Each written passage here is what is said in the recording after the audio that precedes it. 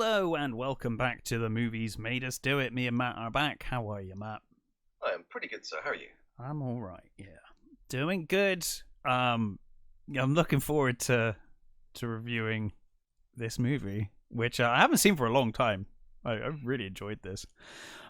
We are, of course, covering The Long Kiss Goodnight. As we had that discussion openly on the last episode, so people know that. Yes. If you listen to the end of the last episode. Yeah. So when did you first see The Long Kiss Goodnight? I'm guessing when it was released, probably. Cinema. Yeah, I was a fan of Gina Davis. Who wasn't back in the day? Exactly. Yeah, she was, and this was top of her game. I mean, the year before, which I'd also went to the cinema to see, she was in Cutthroat Island, which kind of damaged this movie. I mean, Cutthroat Island is like one of the biggest bombs ever. Yeah, I don't think that's her fault, but yes. No, it's not her fault. I don't know really what the fault of that movie, why that movie gets so much hate. But I don't know. It's weird, isn't it? Because then it's like, you know, it's not really any different than fucking Pirates of the Caribbean, which Nope. then became a huge thing. Yeah. There almost seems to be no logic in it. It's just bad timing, I guess. I think so. Yeah. You know, it's like there were some westerns that came out in the 90s that didn't do so well that we look back on now, we're like, wow, those were amazing. It's just, you know, everyone was kind of burnt out on westerns and couldn't be bothered with westerns a lot of the time, you know. And this did do pretty well, just not nowhere near the numbers they wanted. I don't think it didn't make its money back. I don't think, basically. No, this has certainly become a huge cult movie since then. And it's another Shane Black one, so you know it's a Christmas movie. It's Christmas, so and the good news is at this point we still got more Christmas movies to come from him, so we're set for next year too. Oh yeah. Every Shane Black movie is a Christmas movie. I always remember thinking that with Iron Man 3. You know, when he saw the trailer for Iron Man 3, like, of course, it's a Shane Black movie. Of course, it's say Christmas. And at this point, you know, he'd done quite a bit, so we knew who Shane Black was as well. Yes. At this point, he'd had a reputation as you know, well, I think mostly for good dialogue, really, and great action scenes. Yeah, and that really shows here. I think I must have first saw this over a friend's house. That I think is where I first saw it. But you know, it's a great movie. Let's get into it. So we open on some kind of pre-credits. We see the handwriting and stuff, don't we? Yeah. You know, which will come into play. We see certain objects and items that will come into play in the movie proper. And then it cuts to the opening of Gremlins. Suddenly, like almost a shot for shot is they're panned down. I'm like, wow, this is such a Gremlin shot. And then we get to the float. And you also get the first hint that it's got fucking great soundtrack as well. Oh god, yeah. Elvis opener is like, okay, yep. Yeah. That's I'm happy. I'm happy right now. Yeah. And we see we're in suburban Pennsylvania. Christmas parade going on, and on the float we see Samantha Kane, who is dressed up as, like, I guess Santa's wife, Mrs. Claus, or a helper, I don't know. Because she's Mrs. Claus, because you get the boys are all like, wow, Mrs. Claus is hot and all that stuff. It's like, yes, Mrs. Claus is hot. Yeah, so Samantha is a school teacher. And, you get the voice. She's the standard hot school teacher. Yeah. I think there was one in every school. Slightly mousy, but like obviously one of those. Oh, if she took the glasses off, she'd be like really, really gorgeous. I think there was one in every school, right? There was always the guy teacher that all the girls fancied. Yep. Usually the sports teacher, just, you know. It's a shoe-in. And then, you know, with the and then the females. Not in my school, but you know, it's the same. It's the same as that. Our sports teachers were massive rugby dudes. They were not good looking. Right. But you know, it's the same rule that you get with like bartenders.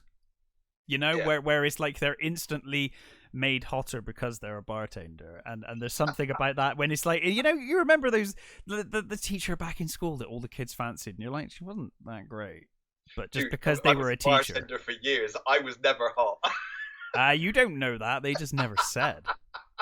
You don't know that. So in any case, this parade, for some fucking reason, is on TV.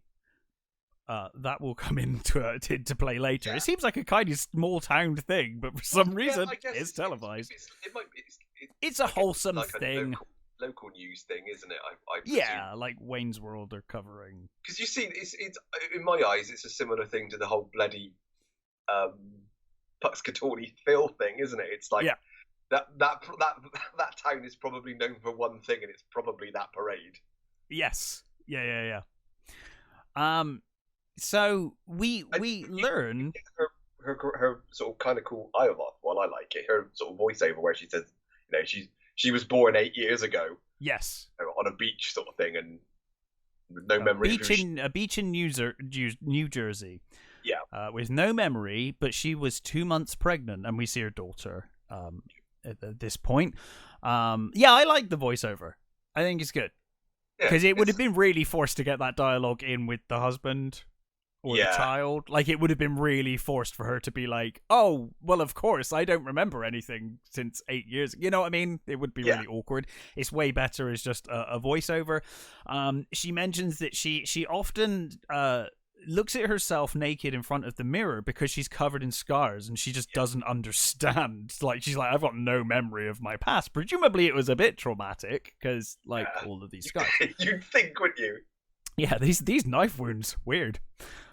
This bullet wound? I don't know. So anyway, she was found basically washed ashore, pregnant. So she doesn't actually know who her daughter, who the father is.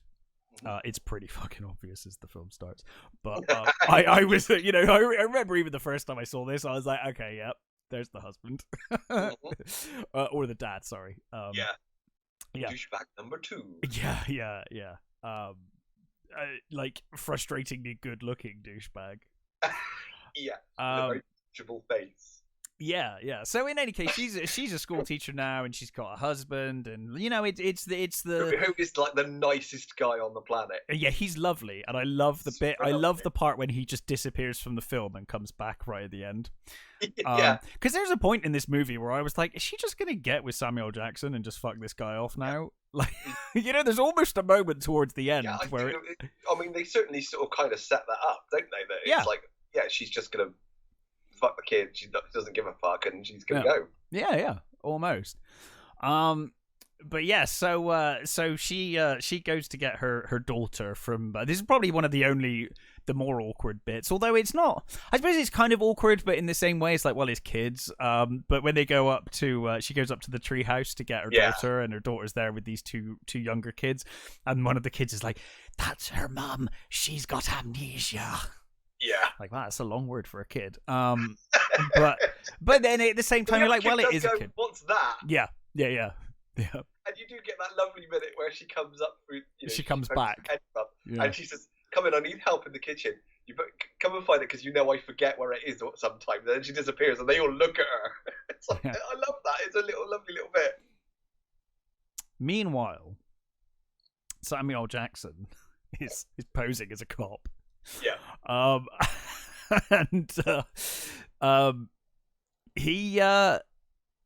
He basically has set this poor dude up. Yeah. Well, not poor dude. I guess this dude is decided to pay for sex. Little does he know that the person he's paid for sex is in on this scam as well. But effectively, they're about to get down to it when Samuel Jackson and two clearly not police officers, detectives, burst in. How Rex Lynn's character didn't just go, those two were clearly not. I love it. He didn't even know the rights. He was like, read him your rights. He's like, you got the right to be quiet. I don't know. You've just got these two guys off the fucking street. They're clearly not with it, and you're asking them to list off reading their rights. What the fuck? Yeah, it is pretty hilarious. But he's like, you're getting done for human trafficking or something. It's like, Jesus. No. So it's all a big scam. I love the way, I love it. He comes in and he says, "I can see you're not a rich man because of your choice." And that poor woman who works with him, she just looks at him. It's like, you bastard. She says after that, she's like, "This is really like embarrassing." And he's like, oh, what do you mean? And it's like, you were really fucking demeaning to her. Like it is fucking embarrassing. It would be embarrassing enough without you demeaning her like that. Yeah. And it's the list. He goes on the tirade about I'm gonna hire people in prison to ass fuck you. And goes, and if you get off by any chance, I'm gonna personally hire someone to ass fuck you. It's like, wow, dude, that's I think there are very few people who can in movies who can deliver a threat like Samuel L. Jackson. Yeah. But he's got a number of scams on the go, things on the go, and part of that is that he's I guess he's kind of he's positioned himself as something of a private detective looking into Samantha's history. Yeah. Because obviously she's very aware that she only remembers the last 8 years and nothing before that, so she's obviously hired Mitch to basically try and find out. And you learn that she's also hired a bunch of detective private eyes, not just him. Because at one point the woman, his accomplice is like, "Hey, I've got this information, and we look way better than everyone else who's failed to find anything." Yeah. It just so happens that is it Trin, Madeline? Oh God, I'm going to mess her name up here. Karanakarides. She just so happens to have found somebody who was it a boarding house. Yes, somebody at a boarding house had found a credit card and tried to use it. Yeah, someone's kid, wasn't it? Yeah. And they've also been in touch with the landlord or something. Sorry. The name on it is, I think I don't know whether she says Charlie at that point, but she says the name on it matched the handwriting matches hers. I think they do say it was Charlie, because I think he's like, Charlie, what the fuck, you know? But yes, and they've also been in touch with the landlord, right? Or some landlord somewhere who absolutely adores Charlie or Samantha. I think it's Sam, because I think the persona was. Yeah, I think the persona's supposed to be in at that point, isn't it? So yeah, she's playing Sam at that point. So So they're basically like, he's like, well, get me this information, and I'm going to go see her. Yeah, ask for more money, because we look better than every other PI that's looked into this. They found nothing. We've accidentally stumbled on this gold mine. So ask for more money. They've totally and utterly set him up as an asshole. Oh yeah, they really do. Real dodgy prick. Yeah. And I really like that, because he actually turns out to be really lovely by the end, and he's actually probably my favorite character of the movie. It's Samuel L. Jackson's favorite character of the ones he's played. Is it? That's interesting, because I really love Mitch in this movie. I think he goes for a really fun arc, an interesting arc, and like you said, he starts off and you're like, my God, what a scumbag, and then obviously you see him with his kid, and and I love his awkward jokes. I love all of that stuff. It's great. Yeah, the scene with this kid is so lovely, because clearly he's a wrong un. But yeah, he's like, oh, mum phoned around to see where that bike was stolen that you got me for Christmas, and he's like, well, just tell her I don't steal from this town. Yeah, and it's like the kid laughs, but he sort of gives him an awkward laugh. Yeah, okay, that might have been the best joke to make. Yeah, and probably true. And that toy he gives him is like, wow, that would have been really cool as a kid. I'd love to have played with that. That would have been awesome. Yeah, it's clearly an expensive toy. The poor dejection is the kid sort of like, yeah, I can't take it. Sorry. This is clearly stolen. Mum's not going to go for that. Anyway, there's this big old Christmas party that Samantha's going to, or is hosting potentially. I can't remember. I think they're hosting it. They're hosting this big party. Oh yeah, no, because they're preparing for the party. I think that was So they're hosting this big Christmas party, and all the family are there. And the police chief from Highlander is there, and he's really drunk. Yeah. And I guess he's meant to be like her, like father-in-law or something, maybe, or something. I don't know whether he's just Did they ever mention him again after this crash? No.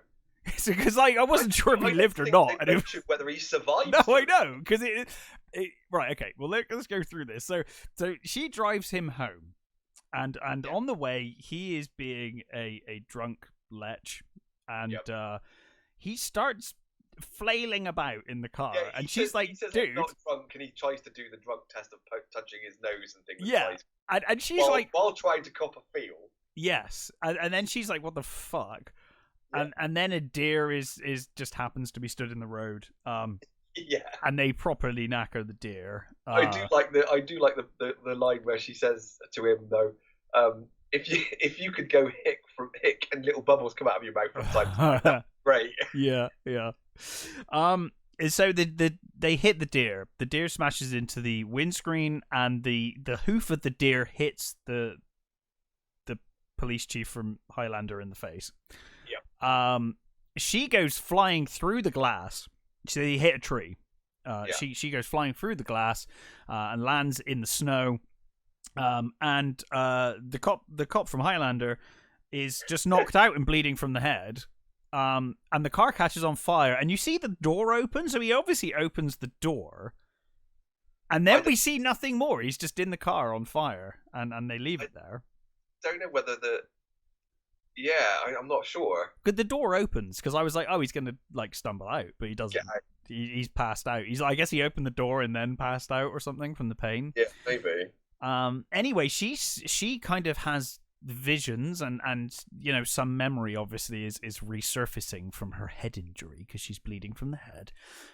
And she has memories of being bleeding from the head before, and she suddenly kind of wakes up in the snow, and she approaches the deer, which is still barely alive, and kind of coldly snaps its neck. Yeah, it grabs its own antlers and twists its head. Yeah, and that's kind of it's putting out its misery. Yeah, no, it is, but it kind of works on two levels. Like, on the one hand, it's probably the most compassionate thing you can do given the circumstances. On the other hand, it's the efficiency at which she does it, and there's no hesitation or like. Because if that was me, I'd be like, oh my god, this is horrible. Like, I'm so sorry I have to do this. And, like, how do I do it? And what's the safest? She just does it and is like, it's done, you know. And this scene also proves that Gina Davis should never get in another Volvo. Because this is fair point. The second Volvo she's been in that ended badly for her. The first being Beetlejuice. Yeah.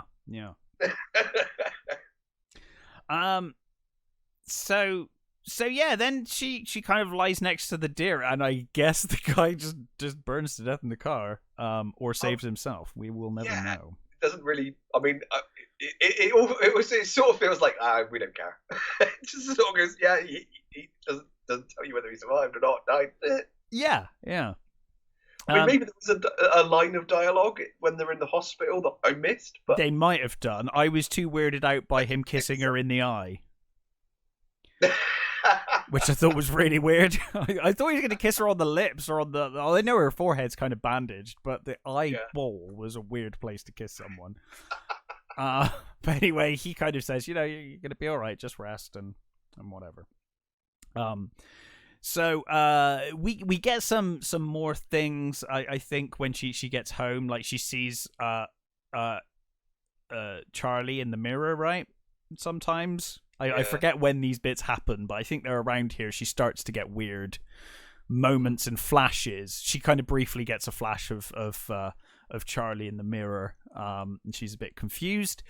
But in no time, she's back to being 90s mum, and her boyfriend husband is making food in the kitchen, and she starts trying to help by cutting some vegetables. And all of a sudden, she becomes very quick at cutting vegetables, cutting these carrots. She's like cutting them like a pro. And she's like, oh my god, like, because she thinks like, well, this injury, this head injury is bringing back memories. And she's like, oh my god, look at this. And obviously the boyfriend can't believe it either. And she's like, I must be a chef. I'm a chef. Look at this. And she's like, give me more fruit. Give me more vegetables, you know. And they start throwing like onions and whatever, like peppers at her and stuff. And it's all fun and games, and everybody's enjoying themselves. Hey, look what Mum can do. And then he throws a tomato. No, she does. She throws it and then throws the knife at it? She throws it up and throws the knife into it. And it impales it into like a sideboard. Yeah. And of course we get the one of the I love this tagline. It is like the line of the movie. It's like, chefs do that. Which I think is great because it comes up a couple of times and it makes me smile every time. I think it's really fun. I love the expression of the husband and the daughter's faces. They're great. It's like an awkward smile. It's like half smile, half horror. Yeah. It's like, wow, that killed the mood. When she kind of plays it off with like what should be a freeze frame at the end of a TV episode, you know? Yeah. Where it's like, who knows? But yeah, it's good fun. So meanwhile, they are showing the Christmas parade in prison. And a man who has who's blinded in one eye, he goes mental. I always think it was slightly odd that he seems to be in that room on his own. A, that he's in that room on his own. B, that he assumes it's her and not just someone who looks a bit like her. Yeah. Because it's like, wow, you went mental. And imagine he turned up and it is like, no, she's just some random woman who happens to look like. And they never really explain how he gets out either. He just gets out. Close to her. She did blind him, so. Yeah, but people look alike, and you're watching it on an old CRTV behind bars. I mean, Gina Davis has got a pretty specific mouth. It is quite a specific face. It's so. You know, she's got a very like clear, defined bone structure that kind of is very much her. So I get it from that perspective, but from your point. Also, the TV has a fuck off great cage. I know, that's what I said. It's behind bars. You can barely see the fucking TV, and he like practically is ripping it off the wall. And he's going crazy. And then I guess he just walks out of prison somehow. Yeah, he gets out. And it's kind of mentioned. They're like, "Oh, he got out." Like, okay, he's out now. It's that easy. So yeah, he's real mad, and yeah, we see some other people talk about it where they're like, "Oh, you know, this guy's escaped," and I think this is where we see Pretty Boy and and whatnot. And effectively, Samantha is she's like home with her daughter and her husband. And he turns up to the house. Well, we've missed. So there's a big scene with the skating. We've missed two bits. There's the setup in the party where the little kid tries to steal cigarettes. Oh yeah. And she catches him and tells him, you know, she'll kill him if. Yes, that was another kind of hint that something weird. That's a setup for later. And then we get the ice skating scene where she's trying to teach her daughter how to ice skate, and she switches when her daughter kind of falls over and is like, "I've hurt my wrist," or like my arm hurts, and she's like, "Stop being a twat, get up, and do it." Life is pain. Oh yes, life is pain. That's right. Yeah. And then later she's kind of horrified when she's like, "Oh, her arm was actually broken. I didn't realize." And she also says she does have that moment of realization where she's like, "I don't even remember what I said to her. Like, I have no memory." Yeah, she's hiding in the treehouse. Yeah. And I do like that the husband comes up and he says, "I think you want a doghouse, not a treehouse." Yeah. And yeah, so they're. You get this there's a lot of Christmas movies that use poor carolers in very bad ways, and it's just one of them. You get those poor, very miserable-looking carolers at the door, and she goes and take out eggnog or something. She takes out to them. Something like that. And of course, the crim is behind them. And brandishing a shotgun. Rocket launcher on it. Yes. And so he fires, and there's a great. It's kind of So he fires, and she kind of gets her daughter, moves her daughter out of the way. They start heading upstairs. The husband comes out, or the boyfriend comes out, and he's like, "Oh my god!" And there's like shooting going on. There's a shot that I always think is like, it's simultaneously awkward, and also kind of awesome. Is the shot when he blows out the side of the house? Yes, because it's really close to the daughter, and I don't know if it's like they must have got like a a life-size statue or something to stand there while this thing blew out, or a stunt double. My guess is it was a dummy. But it looks great. It's like it doesn't quite work, but at the same time, it's really visceral and kind of awesome. Yeah, and there's also another the same sort of almost exactly the same sort of sequences. When the top of the banister explodes. They're fighting the husband. No, he's fighting the husband, and the guy sort of basically flips him. And the shot of him going over is so ridiculous. Yep. It's him going over and landing like in the living room or whatever it is. And it's like, Jesus Christ, this dude must have some fucking strength in him. I would say a lot of the shots in this film, in a way, they're very ahead of their time, because I feel like when I'm watching a lot of the action sequences here, they feel very modern. They feel like they would be CGI modern action scenes now. Yeah. But they're just doing them with what they could in the 80s, in the 90s, sorry. 96, yeah. So it's kind of, and actually in the same way, it kind of fits in with like True Lies does a very similar thing as well. Whereas it's kind of, we've moved on from the 80s style action. And now we're moving into what is modern action. Pretty much peak 90s, isn't it, for that sort of... Yeah, well, I think True Lies is 96 as well, right? It's somewhere around here. Must be. I think it's somewhere around here. But yes, so I love the... Sorry? 94. Is it really? Mm-hmm. True Lies? Yeah. Wow, that feels early. How weird. Anyway, so he blows a hole in the side of the house. And I love it. She just immediately grabs her daughter and just throws her out the hole in the house. Yeah. She lands in the treehouse. She does have the courtesy to look first. She does look first, yeah. You do see her land on a load of cushions in the treehouse. Yeah. But yeah, it's an awesome. It's an awesome shot. So yeah, they kind of she then goes for him, and they end up in the kitchen. And obviously her fighting skills kind of come into being. Yeah. She's I love the way she kind of plays it as like half. It's kind of like a Jekyll and Hyde situation. Where. And there's one thing that I don't think this movie does quite so well is kind of reconcile the two, because at the start they're very different, and it's almost like a virus, like I'm going to take over your body and your mind, and they don't quite come. You almost want that scene where they talk to each other and they're like, we need to merge. There's a moment late, a bit late, coming up where she's talking to herself in the mirror, and Charlie says, "I'm coming back. You're going to love me."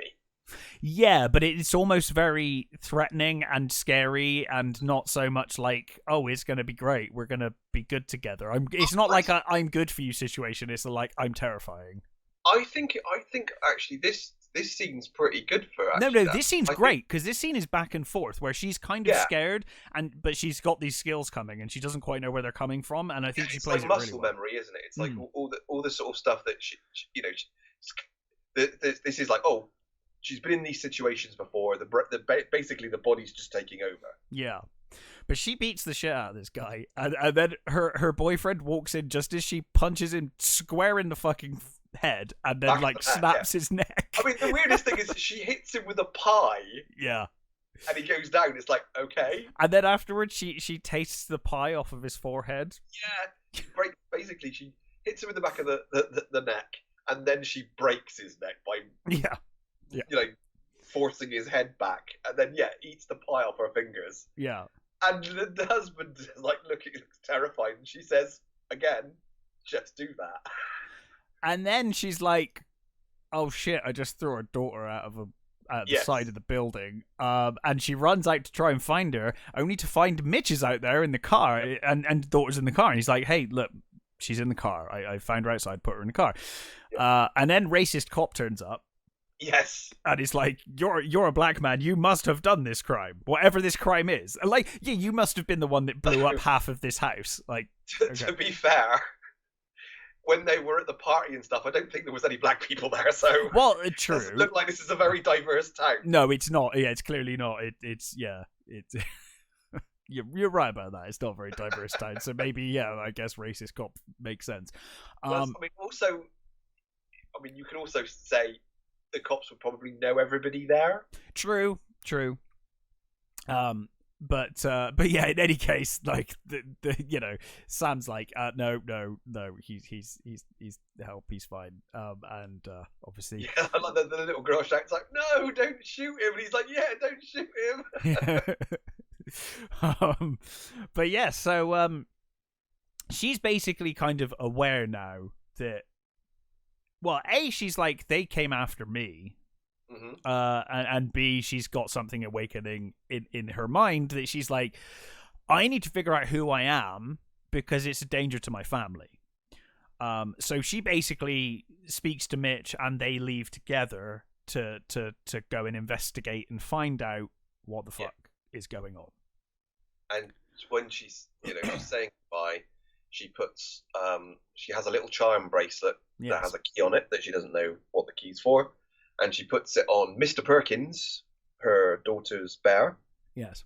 And she gives her a candle and a box of matches for lighting a candle for the vigil.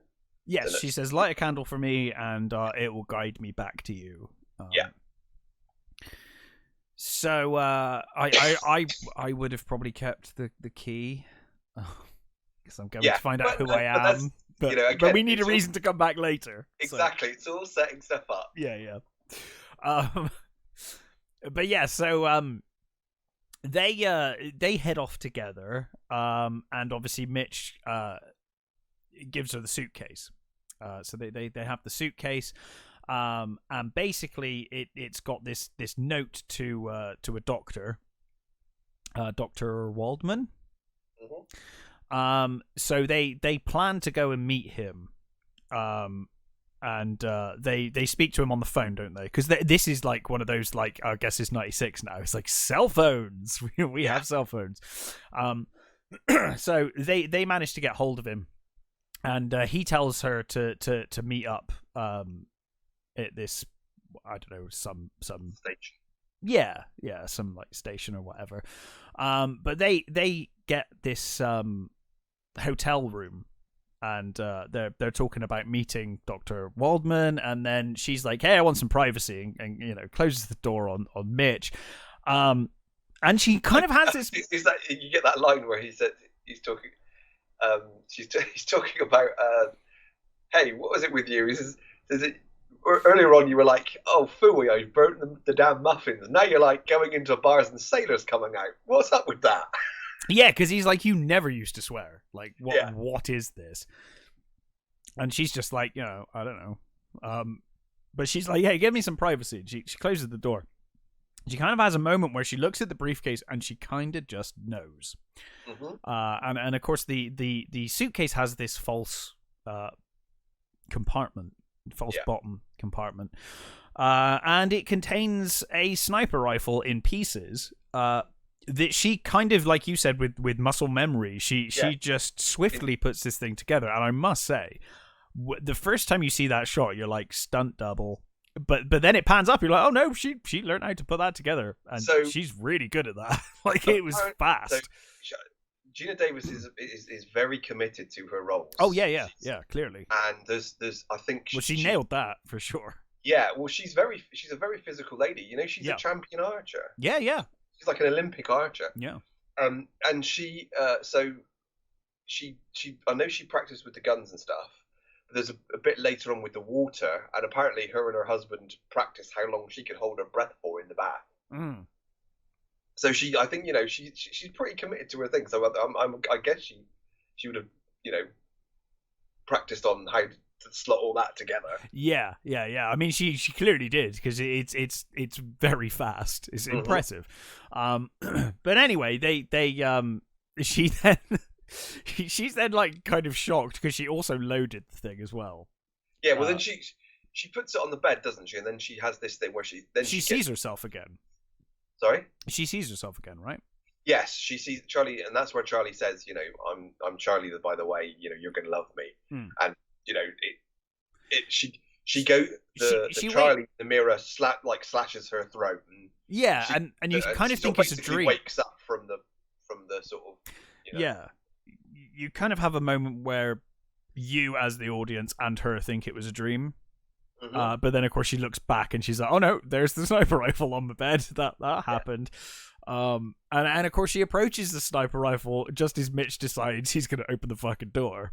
Yeah, because he hears us. He hears her gasp. Hey, I guess. I heard you cry out. Yeah. And her trigger, her finger knocks the trigger, and of course she nearly blows Mitch's head off. Yeah. And that's it. Mitch has had enough. Fuck this shit. I'm gone. Yeah, and she's like, I need help.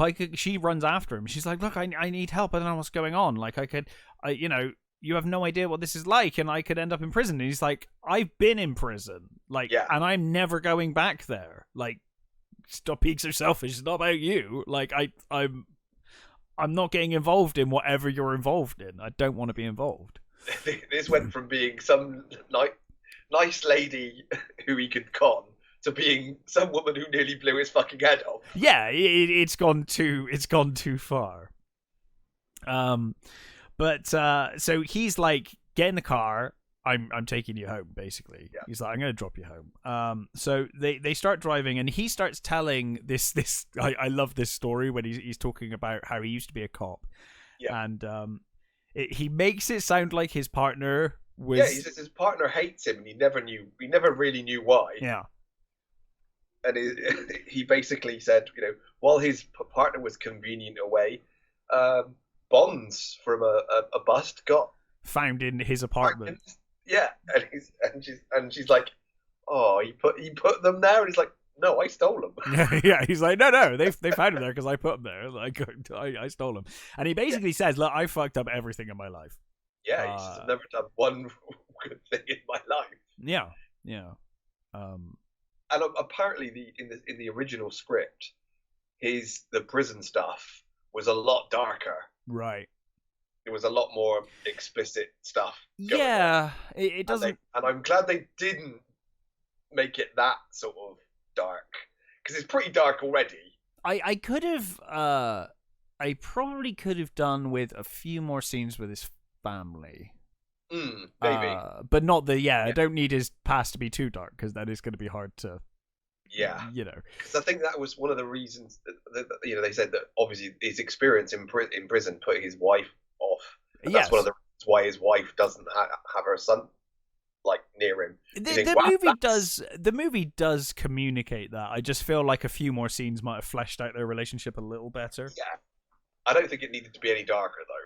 No. I just would have liked to have had a few more scenes. Also, Charlie's backstory was a lot darker too, and you think, well, that's her backstory's hinted at people. Well, they tell you, her father died and stuff, and what happened to her, but they don't go into details. And I think that you don't need it to be darker. You really don't.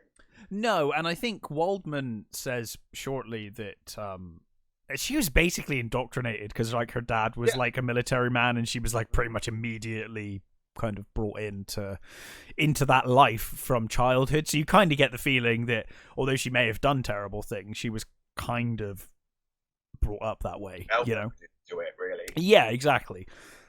She grew up on military bases and whatever, and then was immediately recruited into the life. But yeah, in any case, he misses the turning, and she's like, "You missed the turning," and he's like, "Yeah, like, give me the money back," because he gives her the money, doesn't he? He gives her the money back. Yeah, he gives her the money to that she was going to pay him, and then he's like, "Give me the money back. Like, I'm just going to go make another fuck up. Time for another mistake." So they head to the station, and of course she has no clue what Waldman looks like. No, none at all. We know he looks like Brian Cox because in a scene we missed. Yeah. We've missed a couple of scenes actually. We've missed the scene with Patrick Mullihide's character, and they're talking about how I think they mentioned Daedalus. Yeah, and they mentioned that Charlie's resurfaced. Yeah, it's like, this is gonna fuck us up.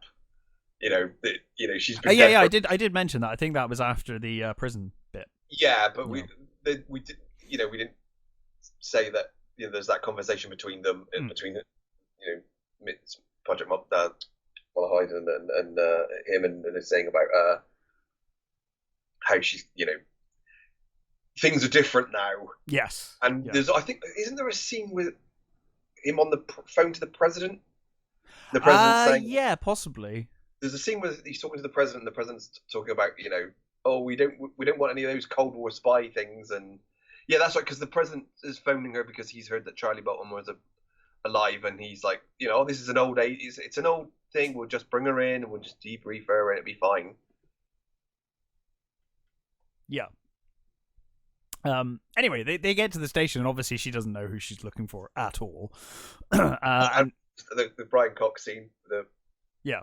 Well, yeah, there's not much to it other than he gets a phone call. He's in like a home with with his landlady, and he's eating, and the woman's there with her dog, and he's just licking his ass. And I love it. Like, you're talking about your dog with my appetite, and she's like, "What do you mean?" He's like, I put it to you that dog has been licking its ass for 3 hours.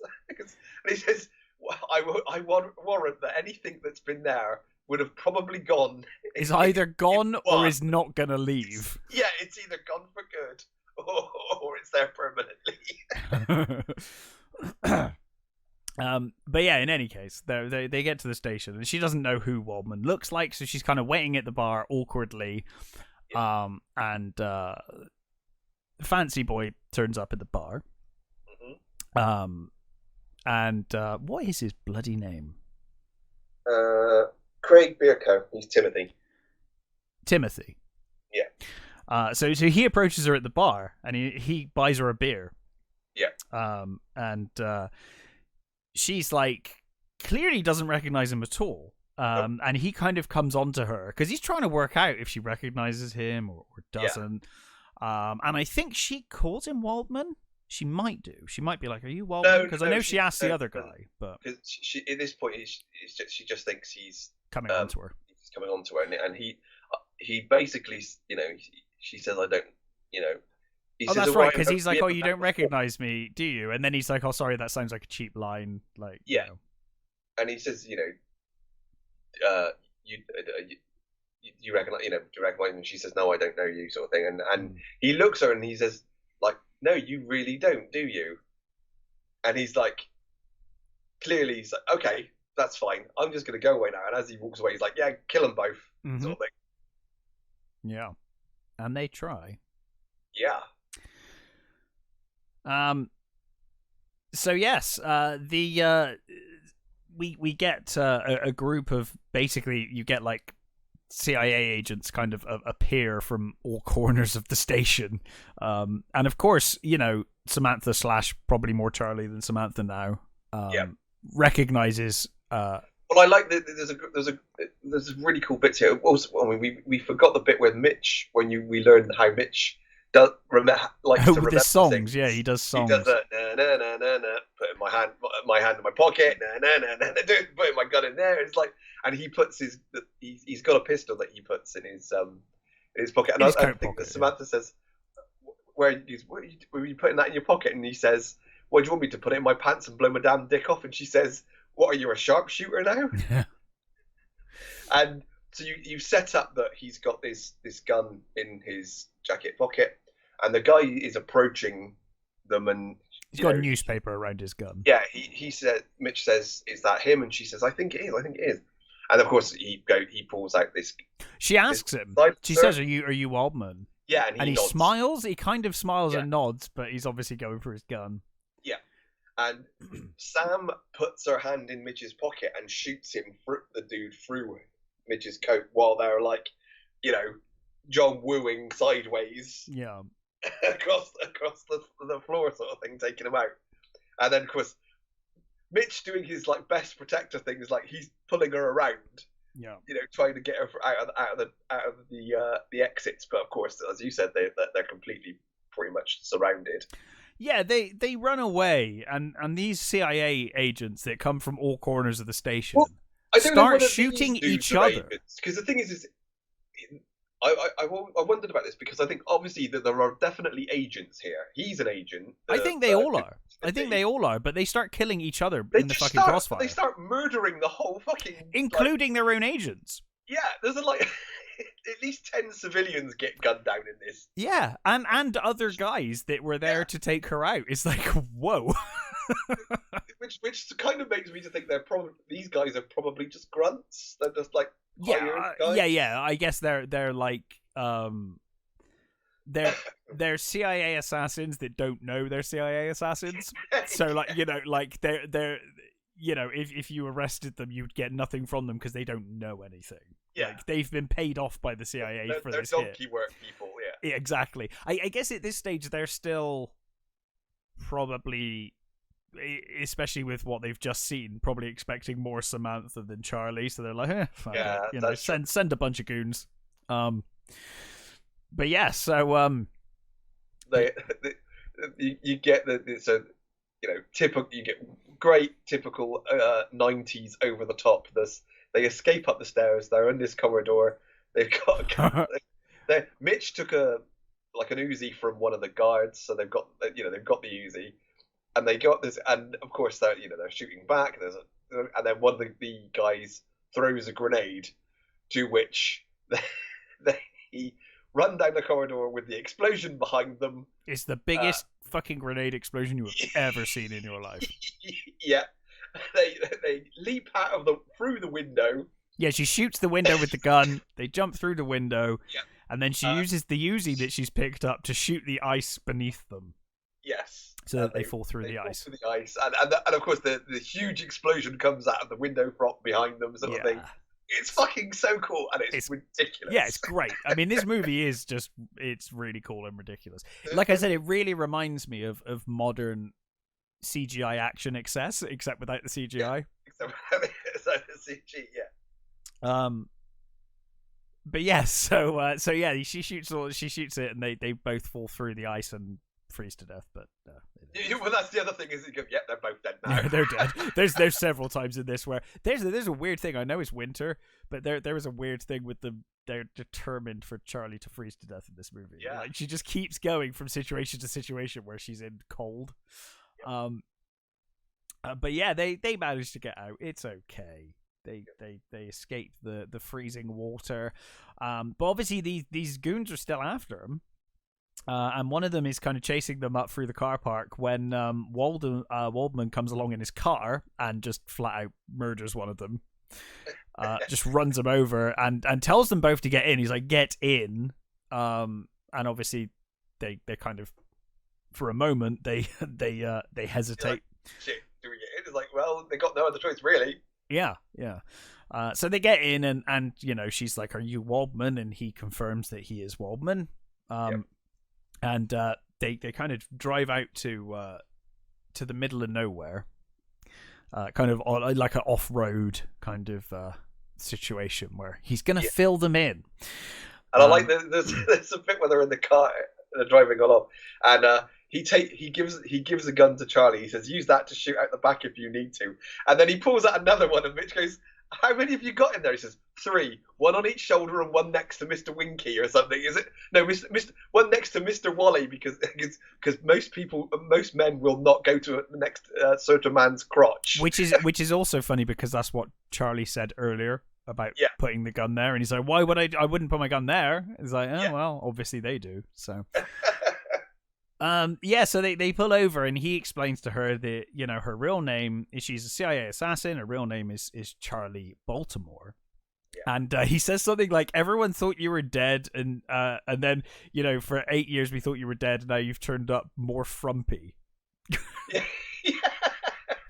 So we thought you were dead until we saw the Christmas parade, and that. Like in the car, and she's driving along, and he says, "Is you're an assassin?" And she's like, "I can't be an assassin. I'm in the PTA." And he's like, "Well, quit." She's like, "I've got papers to grade." Mitch is like, her? She's an assassin. Yeah, like, Mitch finds it hilarious. Although I will say that Mitch does get to like Scully from the X-Files levels of denial. You're like, Really? You're like, The look shit at what that you've just seen. You're still going, no. Yeah, totally. No, she's just a really badass teacher. Yeah, but anyway, no weapons training comes with that weak teaching position. Yeah.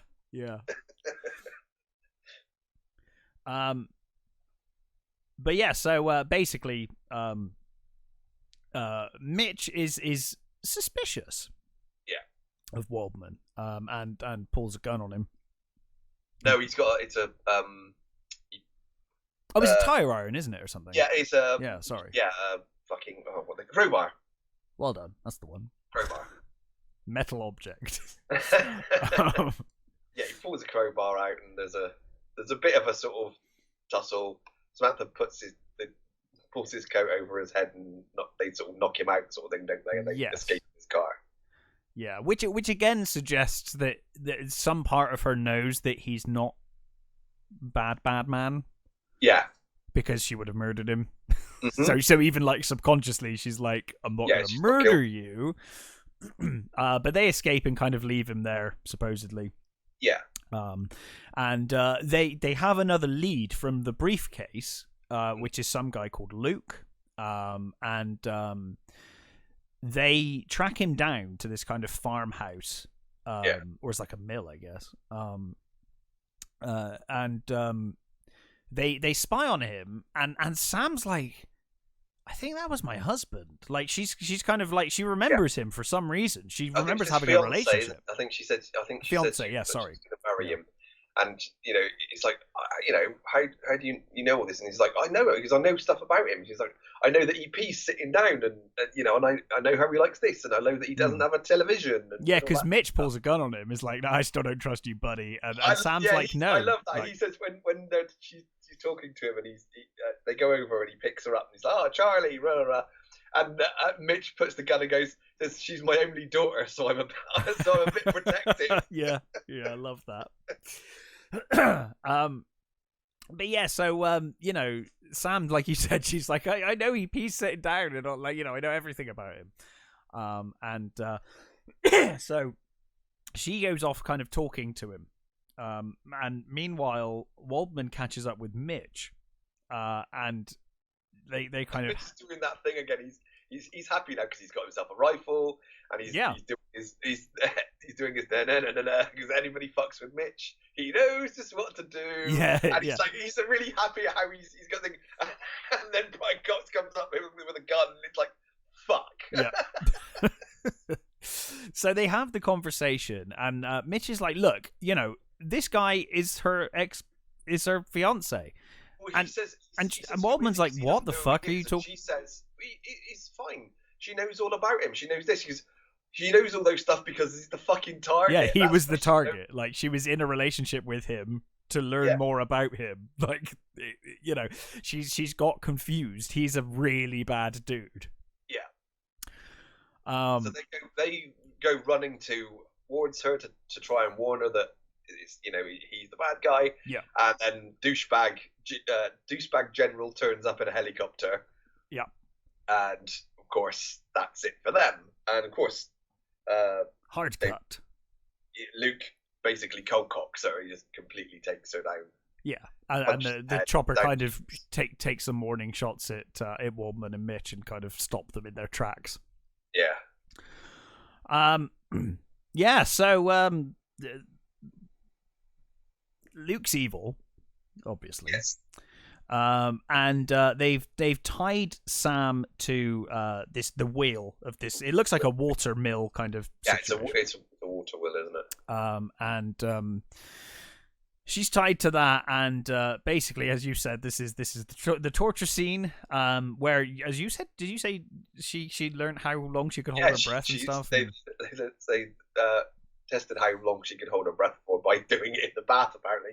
Because at this point, she was married to Renny Harlin. Yeah, I've got to be honest with you. Like, when I see stunts like this, I'm like, whoa, it's a lot of faith to put in other people. Yeah, like, because as a stunt, it's like, I'm tied in here. Well, I am reliant on you guys getting me back out. Yeah, that's what I mean. Like, in horror stories of stunts going wrong, and yeah, like Christopher Lee. Yeah. One of the Dracula movies where he was underwater and they fucked up and he didn't get enough, nearly drowned. But it's like she is literally tied there, and I'm assuming she can't get out of that. That is like, I am reliant on the crew. Yeah. So like, I'm sure there's divers and stuff in the water, but even so. And on top of that, it's not tied properly. She's probably not. It. But either way, still, There's just some things where I'm like, no, I wouldn't. You'd have to pay me a lot. Thank you. Drown, thanks. Yeah. But yeah, so they basically they want answers. They want to know how much she knows and what she does and doesn't. He says basically about 10. He says Tim says 10 minutes in there, and she'll be either insane or dead, and Morse's character says, all I need is basically 5 minutes and she'll tell me everything I know. Yeah. Yeah. They lower her into the freezing water. And it's as she struggles under the water in kind of shock of cold and everything else. Yeah. The Charlie persona finally comes fully together. Well, also you get two things. You get I like that when she's going in and she's obviously the panic is setting in as she's being lowered, and I like that Timothy does that hold your breath thing with his face, and of course she immediately clicks in and does that while it's going over. She finds Waldman under she's there, struggling, and of course Brian Cox's character is strung up under there, underneath, drowned next to her, basically. Yeah. So the persona comes together, and she's brought back up, and clearly you can see as soon as she's brought back up, she's got that face. I think because she goes over under a couple of times. I think the first time you think she. Oh yeah. I wasn't going to go over every single time she goes up and down the fucking wheel, but yeah. No, I'm just saying, she's pulled up and down a number of times before the the persona properly kicks in. Mm-hmm. But she comes back up with a clear attitude change. You can see it on her face, and the sort of the time, the one before last when she comes up, there's that bit where she comes up and there's that. She comes. She's like almost angry more than anything. Yeah, there's that sound she makes. Obviously, it's exaggerated, but it's so fucking cool if she comes up as Charlie. I will say as well, props to the makeup department. She looks cold as fuck in this scene. They did a really good job of making her look freezing. Mm-hmm. I presume that they didn't actually use freezing water. No, because that would be harsh. Yeah. But yeah, no, she looks fucking awesome. She looks really cold. But yeah, so the persona finally comes back. She's lowered down again. I think she says I'm going to kill you. Basically, she says, I like it. She says, because she spotted that Brian Cox's character still has his trousers on, sort of thing, and she's like, well, they obviously haven't looked there, sort of thing. So she says she knows he's got a gun next to his penis. Yeah, and she says, "You touched me, cowboy. I think I need another bath." Yeah. So he dunks her again. And she grabs his. Well, she unties herself with a lot of blood and she injures herself quite a lot. She obviously against her ties. But she frees one of her hands and grabs the penis gun. Yes. Gun. Yeah. And as she's brought back, it's a great shot as she comes back up, raising the gun as she comes back up. Yeah. And she shoots Luke, I think in the shoulder to begin with, and then in the chest. He goes down, and then she shoots him, and then she shoots the brake on the mechanism. That's right. And then unties herself. I think she shoots him in the chest after that. He is still alive at that stage. Mm-hmm. But we then cut to Mitch, right? Who's tied up under. He's tied naked in the basement. I do wonder why he's naked. I guess they were just trying to scare the shit out of him. Character is fully dressed in. Well, I'm assuming they killed. I'm assuming that Brian Cox's character Waldman, they knew was a threat, so they killed him. Yeah. I feel like with Mitch, they were just being assholes. just scaring the shit out of him, beating Plus him they up. probably don't know anything about him. Maybe they wanted to find out who he was. That's entirely possible. But I love this shot. Is he's like tied naked in the basement, just terrified, and you don't see her, but you just hear her running up the stairs, shooting, and God knows what. Yeah, you just hear lots of gunfire and screaming. Yeah, and then you get that awesome shot of her coming out of the door with like dual pistols. It's such a beautiful shot. It's great. The door opens and she stood there with 2 guns in the light, and you can barely make her out. The light is so bright, but she just looks fucking awesome. Yeah. And then Mitch wakes up in this really fancy hotel room. So this is one of my favourite scenes. So then, first of all, you get Santana's "She's Not There" playing, while Sam proceeds to become Charlie. So you get her cutting her hair off, dyeing it, changing her sort of outfit, sort of thing. And I love you get this brilliant shot with the mirror, where she's Sam in the mirror. She opens the cabinet door, takes something out. When she closes the cabinet, she's fully Charlie with all the makeup, the slick back, short blonde hair, and then you cut to "She's Not There" finishes, which is like, oh, that is just perfect, that tune. And then she finishes, and then Mitch wakes up on like a lover's, like some sort of honeymoon bed. Yeah, it's clearly a honeymoon bed of sorts. With the TV playing, and there's like a thing about polar bears and stuff. And he's looking up, and then you get LaBelle's Lady Marmalade start, and you get Mitch suiting up, and it's like, that is fucking perfect. Santana into Lady Marmalade is just chef's kiss beautiful. I love that whole scene. It's so good. And of course, then Sam comes in and in the dressing gown, and I like that Mitch has got that patch on, wasn't it? When he says, like, "Oh, you're seeping. Here, look at this," and she flashes him and yanks off his bandage, and he's like, "Oh fuck!"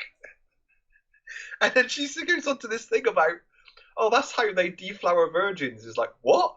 He's like biting somebody on the ear, and he's like, "What the fuck?" And she's like, "Have you ever tried that?" And he says, "No, usually I just yell 'Pop goes the weasel' and sock him in the jaw." I absolutely adore that whole bit. It's one of my favorite.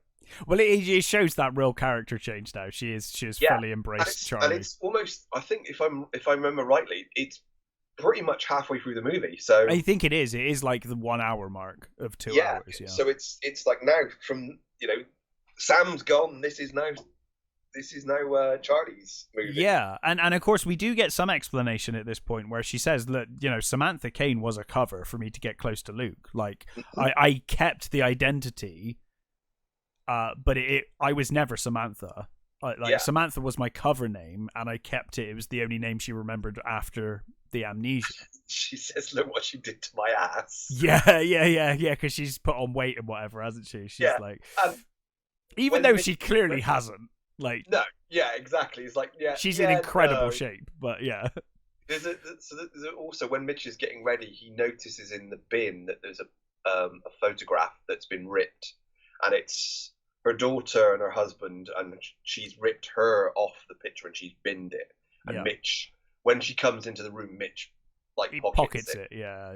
He kind of becomes her heart, really. In the latter half of the movie. He's basically switches. They both switch. He sort of becomes more at the hour mark, actually, almost around the same time. I guess Mitch slightly earlier when he decides to help her, but it's almost that as one becomes as Samantha becomes Charlie, Mitch becomes this other Mitch. He becomes a do the right thing Mitch. Yeah, and why not?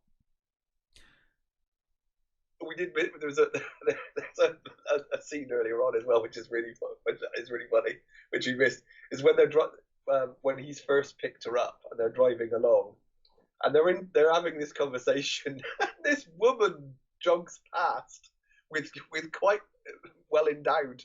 And Mitch nearly crashes the car, like shouting out of the window at her, and she's like, I'm sure she had a really good. She was really happy with the way you just yelled out the window at her. It's like, why do you do that? He says, look, he says, it's a man thing, okay? I says, you wouldn't understand. Yeah. Like, wow, try and get away with that scene these days. Yeah, for sure. Charlie, I keep going to call her Sam. I need to she's now Charlie. See, I have trouble with the other name, Charlie. Charlie Baltimore was one of those characters. Is the name? Yeah. And I based so many like role playing characters and computer game characters on Charlie that it's stuck in my head. Yeah. So she tries to seduce Mitch, and as we just said, it's that you feel like old Mitch would have gone with this. Yeah, probably. But the Mitch we see now, he's having none of it. He's tempted. You can tell he's tempted. Oh yeah. But he's like, I think you're doing this to try and finally erase your family. Yeah. To basically erase Samantha, and erase your boyfriend and every part of your old life. You want to do this to kind of as that final like, no, I'm not that person. Mm-hmm. And of course she reacts kind of angrily at this. The suggestion, because I think she knows he's right. Yeah, but it's complete denial. It's like, no, fuck that. It's like, that's not true at all. Yeah, it's a great scene. God, these two are so good together. Oh, they're so wonderful, aren't they? They're such a good duo. Yeah, and I mean, we'll talk about the proposed sequel later, but yeah, they should, they should have done more because they are so well. I mean, maybe it is just the script is just so good that it works, but I think they play off each other so wonderfully. Because I think they both have a great sense of humor, don't they? They seem to have this sort of real spikiness that works together. Because they're both fucking sarcastic as fuck. Yeah. They both have their little quips. Yeah. So basically, she now is going to phone her boss. Yes.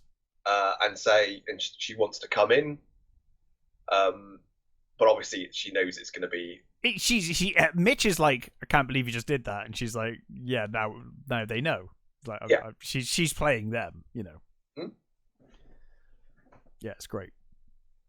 And of course, when she angrily leaves, she's gone off, and he says he basically says, you should phone your daughter, because it's like Christmas Eve. Yeah.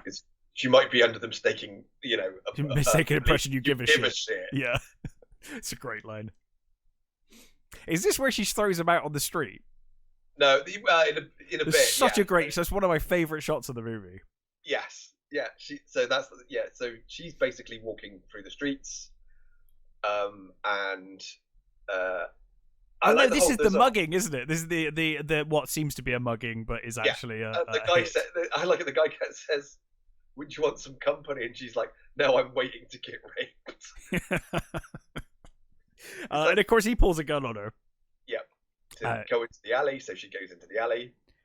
And he basically pulls the gun on her, but then of course Mitch turns up behind him with a gun, because he's like, this is a big gun. And Mitch is like, this ain't a small gun either, Yeah. And Charlie's like, oh, you idiot. So they start having I love how they start having this argument in front of this assassin. Yeah, she's like, oh, you idiot. Like, I was trying to draw the other ones out. Like, he's not here on his own. There's going to be others. And they start having this argument. And the guy's like, hey, I'm still here. I've still got this gun. Yeah, and then, of course, she just whips the gun out of his hand. And shoots the dudes that are coming in from, in the opposite direction. Yeah. So she takes them all out, basically. Like a complete badass. And then they I think they take one of their cars, isn't it? It's one of the cars that they derived in. Mm-hmm. And they're driving along, and I can't remember the exact conversation, but he basically says something along the lines of it. You're talking. Is it we? You keep saying. I. I think she mentions the. She said, "Yeah, that's right." She says, me, because you keep saying me because what happens? It's like you don't need me anymore. And she says, "You're right, I don't." And she opens the door and pushes him out. What I love the most about this scene is his reaction. Yeah, he's just led that. He gets kicked out and he falls on his back into the road and he's just lies there in the road and just starts lighting a cigarette in the middle of the road, lying on his back. Like completely calmly.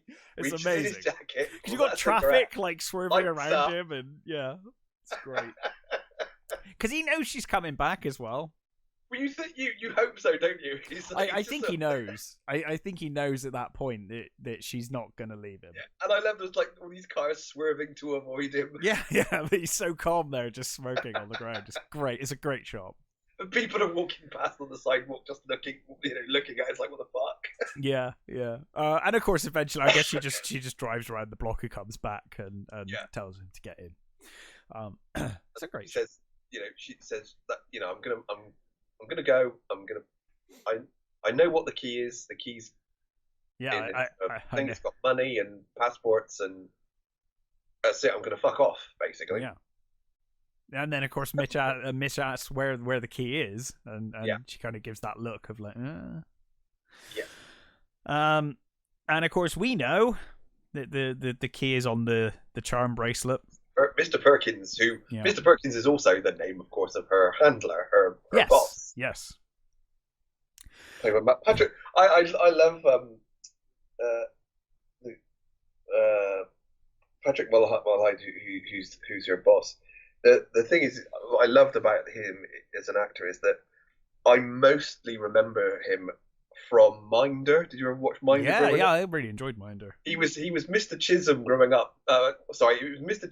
Chisholm in Minder, who was the detective who was constantly trying to fuck over Arthur Daly. Yes. And I remember him turning up in a few movies around this time and thinking, wow, he's gone from being in Minder to being in like these big movies. It's like not even the main cast of those movies you see in movies like this. No, that's true. That is very true. So of course they head back to suburbia to get the key. She obviously heads back into her house, which is empty currently. While Mitch waits outside or down the street. And he says that thing about if anybody comes, he goes, yes, Missy, yes, Miss Daisy, which is great. Yeah, such a funny, because even she smiles at that, right? Yeah, even she smiles at that, which it even makes Charlie laugh. And you get the payoff of the earlier thing, which is actually kind of weird, because if this film takes place in 1996, 8 years ago, Driving Miss Daisy was not out when she lost her memory, so I guess she's only just remembered that. Or she watched it when she was... Or she watched it as Sam, maybe, I suppose. Yeah.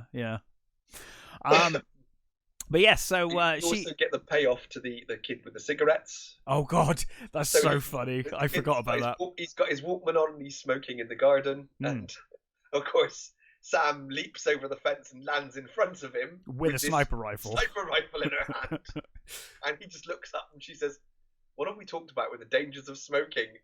And she says, "Give me some." And he takes it off him, takes the drag, gives it back, and then she says, "If you tell anybody you've seen me, I'll kill you." And he like pisses himself. He wets himself and then throws the cigarette away. He's like, "Oh, if smoking turns me into that." So yeah, she heads into the house, and she's looking for the key. Yeah. Can't find it, I think. And then she looks out. She hears the parade going on, doesn't she? Or I think it's for a carol. Is that a carol service? Like some kind of public carol service, isn't it? It's in the church, and that she's dressed as an angel. So I presume it was some sort of carol service going on. Yeah, and she kind of looks down the sniper scope. You mean because it must be Christmas Day, isn't it? I think. I'm assuming so. Yeah. Or near as damn it. I guess Christmas Eve, Christmas Day, somewhere pretty soon. And she looks down the barrel of the scope, and she does have a reaction as she sees her daughter. Yeah, there's a twitch there. There's a little, you know. It's the first sign that actually they might coexist. Yeah. Sam and Charlie as one, you know, because up until this point, when Charlie took over, it's like, oh god, she fucking hates her daughter and her boyfriend and doesn't give a fuck about either of them. Well, and now we're like, oh okay, maybe she does deep down still care actually. Yeah. But yes, of course. Then Mitch sees the car coming down the road. And he starts beeping, and they get into a gunfight in the street. He drives off being chased. Yeah. They get into a gunfight as they're. So she grabs a pair of skates. Yes. And how fucking cool does she look? She looks amazing. Oh, it's such a great scene. Along in sort of slow mo with the sniper rifle on her back, a pistol in her hand. She just looks awesome. Yeah. And she skates alongside the car, shoots out one of the tires, causing it to crash onto the ice where she's skating. Yeah. And then just pistols all of them, just takes them out. Them. Yeah. To which Mitch is like, at this point, you still think. You're still surprised at the shit she can do. Yeah, dude. Yeah. It's like, at this point, dude, come on. But yeah, so yeah, she just takes them all out, and off they go. Oh no, she does. That's right. She does find the key. She's got the key that she get. Oh no, you're right. She gets the key, and then she just looks through the sniper rifle because she hears what's going on outside. I think you're right.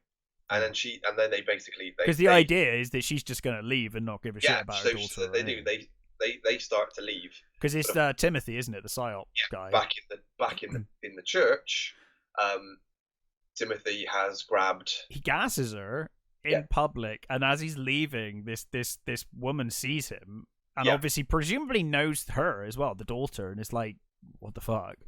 And he just immediately pulls a knife out with his other hand, and he's like, "You're about to like lose a child," and she's like, "Please don't," and he's like, "Merry Christmas," and just walks out. It's like, wow. Yeah. In case you were under any doubt that this man is horrible, you know, if there is any confusion. Yeah. So anyway, they're driving away, and she gets a phone call from her daughter. Is her daughter's number on the cell phone? And of course, you know, Mitch is like, fucking answer it, you know. But I like the way he just says, "Give me your location." You know, I've got the kid. Give me your location, and you've got that. You can see the sort of panic in her eyes. Well, yeah, because she was answering purely because it was like, oh, okay, I guess I have to talk to my daughter. Yeah. Because she's calling, and Mitch will think I'm an asshole.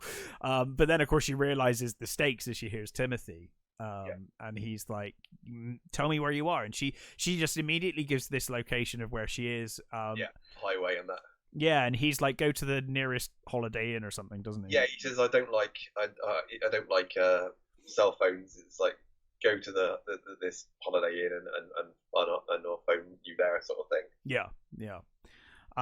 And they kind of have this moment of panic, where she's like, "Well, we're screwed."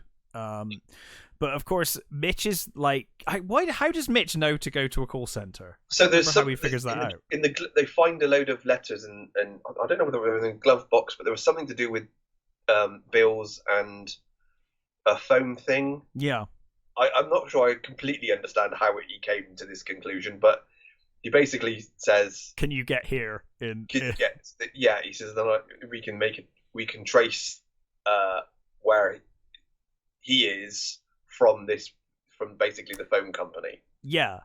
So she skids around. They speed off to this telephone company and just walk in, guns pulled. Yeah. And they get them to redirect the call. So he thinks he's calling the Holiday Inn, right? Yeah. And then he thinks she's answering. Answers as the front desk. Yeah. Sort of, paging Sam sort of thing, or paging Charlie. And then she manages from that to gather his actual location, which is Niagara Falls. Is that right? Is that how that works? Yeah. So she then knows that, because obviously he wasn't going to go there with the daughter. He was just going to go there to kill her or send someone to kill her. So she now knows that they're at Niagara Falls, and of course she remembers that, wasn't it like Project Honeymoon or something. Yes. And she obviously realizes that presumably a lot of honeymoons happen at Niagara Falls, so it kind of all makes some sort of sense. Yeah. So yeah, I think it's around this point that she gets the full history of exactly what went down, right? As she discovers Niagara Falls is the location. Yeah. She realizes that she'd basically through her operation she'd kind of disrupted this false flag operation. Yeah. It was the idea was that they were gonna detonate this chemical bomb in the city of Niagara Falls and blame it on terrorists. And then as a result of that, it was going to be this big false flag operation that she fucked up, basically, unwittingly. Yeah. He calls it, it's a fundraiser, isn't it? Yeah. Because the government have slashed their funding. Their funding. Yeah. So they do this so that the government then goes, oh, terrorist attack, here's more money. Yeah, and the idea is that a bunch within the CIA and Timothy, 8 years on, now want to. They're like, that was a really good idea. Let's just do that again. Let's do that, but without someone fucking it up this time. Yeah. And I think this is where she sees that where she got shot in the side of the head, which is how she lost her memory and stuff and all of that. Yeah, I like the she's in the. You don't know the full details. You just know that at some point they obviously did her over. Yeah. She's in the boot of the car, and the bold guy's there, and he's like, you mentioned. He's like, don't fuck around. And he's like, yeah, don't get any fucking ideas. She will fuck. I think he calls her the Energizer Bunny. He says she will basically fuck you up. She will fuck you up, my friend. Yeah. And then proceeds to do exactly that by stabbing him in the eye with a needle. Well, yeah, because he goes to inject her with something, doesn't he? Yeah. And instead of basically, I mean, I think Timothy was like, shoot her, or if you're gonna use that, literally jab her with it immediately. And he takes his time. He kind of pulls her clothes up a little bit and goes to slowly inject her. And of course, she grabs it. She wakes up, grabs it, and just stabs him straight in the eye, which is how he lost his eye. Yeah. She then runs away from him, mm-hmm. and he manages to just get a lucky stray shot to the side of her head. Yeah. And she falls in the water and off a cliff, sort of thing, into the water. Jason Bourne. Yes. Exactly, Jason Bourne, really. It is pretty much. And also, weirdly, you've got Brian Cox in a very similar role as the Bourne movies as well, which is kind of funny. But yes, so she's now kind of in full possession of her history, I guess, or at least the history of that night. I'm assuming at this point we're led to believe she has her whole history back. I was going to say, I think at this point everything is we're only seeing the relevant parts, but presumably she's now completely Charlie. She's Charlie. She's 100% Charlie. So Mitch and Charlie head to Niagara Falls, and I'm trying to think of sequence of events. They get there, but then Timothy's there, right? He manages to catch up with them. Yeah. And they get. They sneak in. They're sneaking in because she sees the candle in the window, doesn't she? Yeah. And so she knows that's where her daughter is. And Mitch is like overwatching with the sniper rifle. Yeah, and you get that moment where the Mr. Perkins says about they're talking over the girl, and they're talking about how, like, smashing this up. Because she's asleep, right? And he says the child gets a doll. I'm not a complete ogre. And the guy looks at him like, what the fuck? It's always like you, and that makes you a good guy, does it? If you give it a doll for Christmas. Yeah, that makes it okay. But yeah, so she manages to infiltrate and get her daughter. Gets her out, but of course, once they're out, Mitch is he has a gun pulled on him, right? Yeah, he gets caught by Timothy, and of course, they're surrounded, and he shouts out, I want her alive, don't kill her, just round her up. And then they start shooting her. Yeah, I know. Which is kind of weird. I guess they're shooting near her. I don't know. I think they're kind of shooting around her. Yeah. But yeah, I mean, these dudes are not the best shots. No, it's not worth the risk.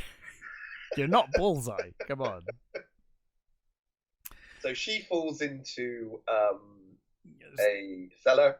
Yeah, it's like a waste cellar, and they find some kerosene in there, right? And cold cellar, I think, isn't it? Sort of thing. Yeah. She notices some kerosene, and of course, that again. This is another setup for later. Yes, and she sees the kerosene, looks at the baby doll, and thinks, "Huh." And for some reason, she decides to fill the doll with kerosene. I guess it could come in useful as an explosive or something. Yeah. Obviously, it works very well for the situation she ends up in. But I guess she was just thinking, having a doll full of kerosene, not a bad idea. Yeah. Because she knows she's getting caught at that point. Mm-hmm. So they are indeed captured, and I think this is actually where the explanation goes, because they talk about the terrorists and stuff that they're going to set up, because they've got they take her to the freezer, don't they? And there's a terrorist. Well, there's an Asian dude. Oh yeah. This is where she learns that, isn't it? Yeah. Yeah. I think they talked about it previously, and then now she learns about it in the freezer. Yeah. Where she learns about the fundraiser thing and about they're going to blame it on this guy. Yeah. Saying terrorist attack. And they're gonna leave. They're gonna put just her in there, but then she says, "That is your daughter. I was pregnant. I was 2 months pregnant." And he doesn't believe her, so he asks for her to be brought in. And he looks her in the eyes, kind of almost she jokingly. Says she look at her eyes. She has your eyes. And he doesn't believe her until he does, and then he looks at her eyes, and he has this moment of like, "Oh God, actually, she is my daughter." But kill her anyway. Yeah. Because I'm evil. So they, but of course, it kind of works on two levels, because Charlie, one, probably wanted to make sure her daughter was with her and safe. And two, her daughter's got the kerosene doll. Yes. So she needed her daughter to be in that room. And presumably, knowing now that she's got her memories back, she knows what piece of shit Timothy is, and probably knew that he would choose to do that. Or at least she could probably make a grab for the doll at that point or something. But in any case, Timothy opts to lock them both in this cold freezer, so they'll just freeze to death horribly. And they were going to put Mitch in there with her as well, but he says no, not him, and he takes him upstairs. They're determined just to kick the shit out of Mitch and treat him as badly as possible through this entire film. I mean, they are questioning him upstairs, but it's like twice now. They've just... Rather than kill Mitch, they just want to beat the shit out of Mitch. So yeah, Mitch gets taken away, and then of course Charlie takes the doll, and we see it. I think urinates kerosene. It's another tire iron, isn't it? Another crowbar, which she basically makes a channel to under the door. Yeah. Leading up to them. Because she had noticed as well that there was kerosene leaking on the floor outside, right? Immediately outside the freezer. Yeah. And she basically, uses the baby doll to squeeze up the kerosene onto urinates kerosene. Along this, urinates kerosene. And I like that the little girl says, "Are we going to die?" And she's like, no, we're going to go because they are, sort of thing. I like that. And I love how long... When they're closing the door, she does say that, "I'm going to watch..." She says to him, "I'm going to watch you die screaming." And she says, "Am I lying?" That's a great thing, because he basically establishes that he can tell when someone's lying, doesn't he? Yeah. I love that then Charlie makes the channel, makes the like line of kerosene, and she's trying to light it with the tire iron or crowbar. She's like hitting the floor, and I love how long her daughter makes her fucking try that before she's like, "Oh, I've got matches." Just thought, fuck it, I thought it'd be fun. Your candle is like fucking 10 minutes ago. Yeah. I mean, like, I was losing all will to live. I thought I was gonna die. But yeah, she had them hidden in her cast, right? In her cast, yeah. Yeah.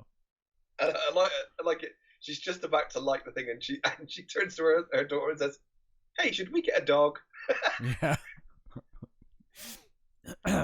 So she likes it, and and like the grenade, Yeah. This fucking goes up. Oh god, yeah. And I love again, We get ridiculous shit, but it's hilarious. Upstairs above them. Yeah, we see Mitch. Yeah. Mitch tied up. And I can't remember what the guy says to him. He says something. They're questioning him about something. Yeah, and Mitch makes a quip, and he throws this knife at him, and it lands on the chair right in like between his crotch. Yeah, between his crotch. Oh, there is that. Oh, there's that brilliant bit as well when they're taking Mitch away, and he says to her, "Oh, I'll wait for you to rescue me." Yeah, and it's like, oh, that is so cool. And so yeah, so we've got Mitch basically about to get shot in the head, and yeah, because he says, "Do you want the knife or the gun?" Doesn't he? Yeah, gives him the option. And then the most tremendous explosion happens. I mean, this one you could say, okay, if there was lots of fuel happened to be around, maybe. But fuck me, it's like you could also say Mitch would probably have just been shredded. Oh, there's no way Mitch survives. There's no scenario in which Mitch survives this. But it's a hilarious shot because he gets blown out the window across the street, falls onto like some snow, and then immediately shoots someone. He hits a tree and then falls into the snow. Yeah, it kind of breaks his fall. Then he falls into the snow and immediately shoots someone in the head. It's awesome. It's an awesome shot. It's so good. And again, it's the kind of nonsense you'd see today in CGI. They just did it practically somehow, you know. I think it's at the moment there is a lot of movies of the comedy action stuff. So, you know, in the last year or so, there are a lot of movies that have seemed to have got back into the 90s explosions and silliness. Yeah, which I fully Oh no, I'm all about it. I love it. It's great. I mean, as long as it's the right movie and it work, you know, they this is a silly Christmas movie. It's fun. Yeah, this is great. Totally works. It's a very Shane Black movie. Oh yes, I mean this is peak Shane Black. If you never knew who directed this and you watched it and you were aware of Shane Black, you'd be like, yes, this is a Shane Black movie. There's no doubt. I mean, you know, his last couple of things have not. Yeah, he seems to have lost his mind a bit recently. To it, but he got $4 million for this.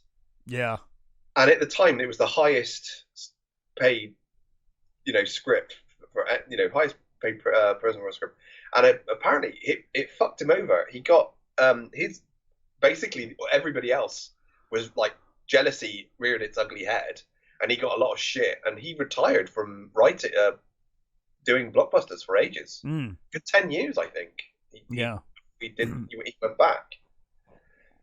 I mean, I would say the amount of pleasure this movie's given me over the years is totally worth $4 million. Oh, dude, yeah, it's a great movie. It's good fun. But yeah, so they managed to escape and meet up with Mitch. She tells her daughter to go hide somewhere. Yeah, and her daughter hides in the truck. She hides in the tool case of the bomb truck. Yeah. Well, to her credit, she doesn't know the plan, and it does look like a really good place to hide. It's a really exactly. I mean, that's a dream for a kid. You see that big metal box. Yeah, I'm hiding in there.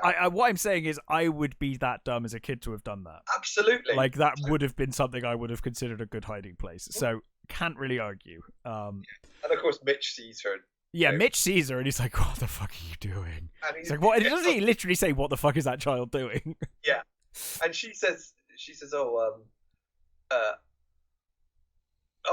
says, that she's in the truck, and she's like, the truck is a bomb. He's like, yeah, tell me something I don't know. Yeah. And she tells him to basically overwatch while she goes in, and he's like, no, I've already told you, I'm way better shooting up close. I'll go down, you overwatch, and he's bloody lucky that she did, because he's running down. She's got like a night vision scope, and she's kind of directing where he needs to go. Yeah, and you get the whole like kind of jokes of like, on your left, no, your other left, kind of, nonsense. He manages to make it down there. He gets shot a few times, but he does. He gets takes it in the foot, I think, first, and then a couple of other shots.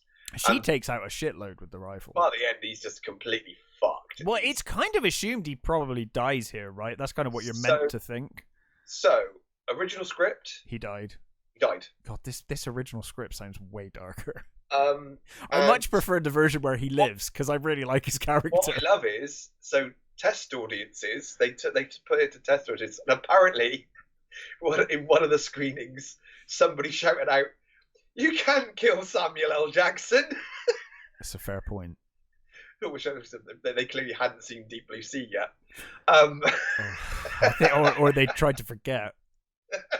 When did Deep Blue Sea come out? It probably was around this time, right? It's got to be later. It's got to be after this, isn't it? It's got way more dodgy CGI than this does. So oh god, yeah. That makes me think it's maybe like 98, 7, 8. Maybe like a year or so later. 99. 99. Wow. Okay. Yeah. And also, that's a bad fucking. It's a Renny Harlin movie. I forgot it was a Renny Harlin movie. That makes so much sense, doesn't it? So yeah, basically Mitch was supposed to die at that point, and I hate it. Because of the test audiences, they went, okay, well, fuck it, we'll rewrite it. Oh my People god! really love this character. The studio listening to test audiences. Holy shit! Thank God they did, because. Oh, I don't think I would have reacted well to Mitch dying. No, like he's my favorite character in this film.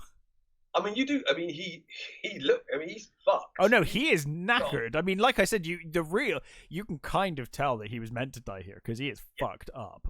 Any normal character would definitely have died here. Yeah, and we get a shot of him kind of looking at the car, right, which is in the back of one of the trucks. It's the car with the terrorist in. Yeah, they're gonna.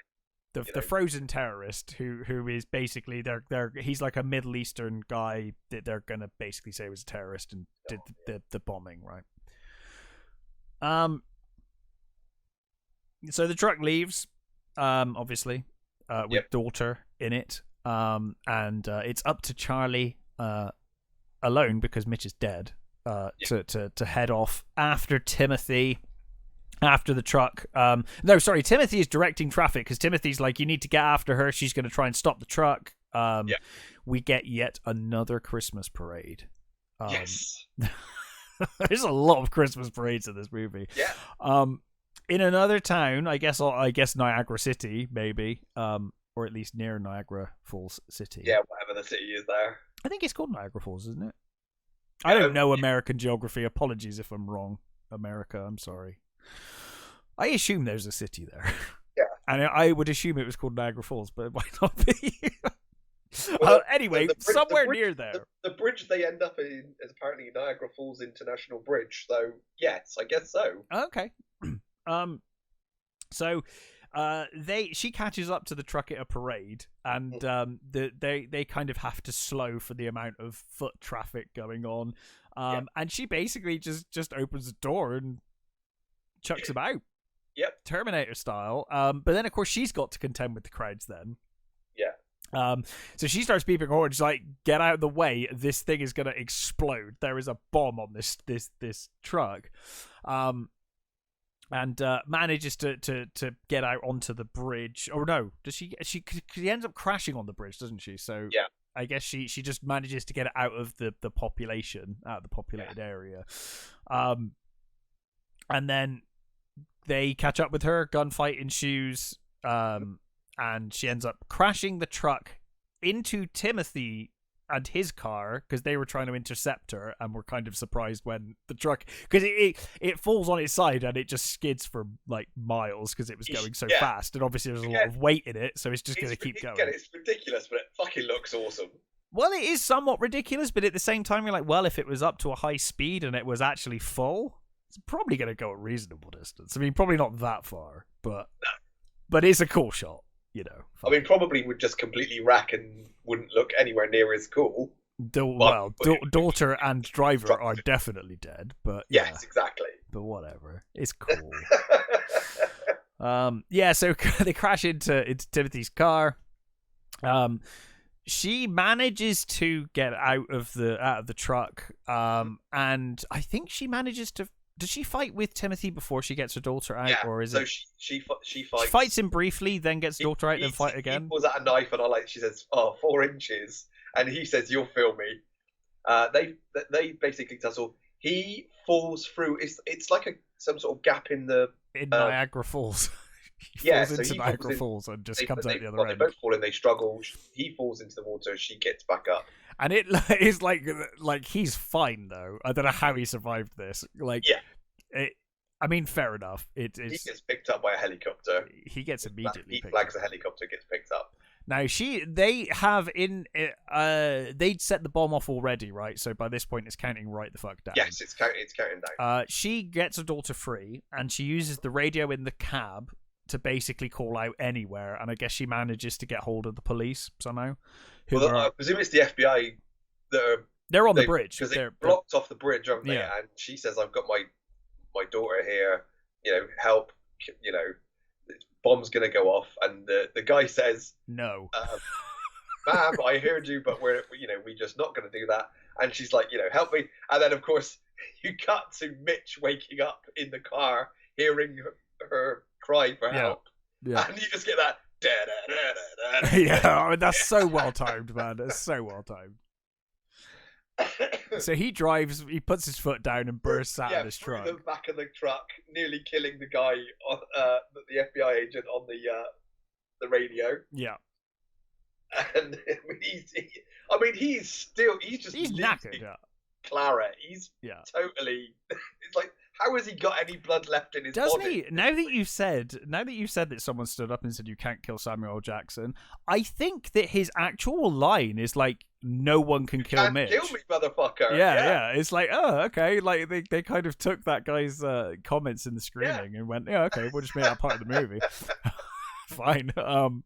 So he picks them up and they drive away. No. So he turns up. The helicopter turns up. Oh God, yes. Oh God, I love this shot as well. And so he starts shooting. Can't believe I forgot that. It's one of the best shots. He starts shooting at them. So previously, one of the helicopter guys had shot a flare. Yes, of course. She'd shot at the helicopter, right? And then the guy in the helicopter had a flare gun, set fire to the other guy who fell out because he accidentally shoots him with a flare gun. He falls out and gets tangled in the Christmas lights. The Christmas lights around the bridge. So there's like a corpse, a fiery corpse, like halfway down this column. Yeah. So the helicopter, the second helicopter turns up with Timothy in it. He's shooting at her. She puts, I keep forgetting the daughter's name, Caitlin. She puts Caitlin in with Mitch, and she, says here, sort of thing. She, distracts him so that he's shooting at her, not at Caitlin. Mitch again is basically dying. Yeah.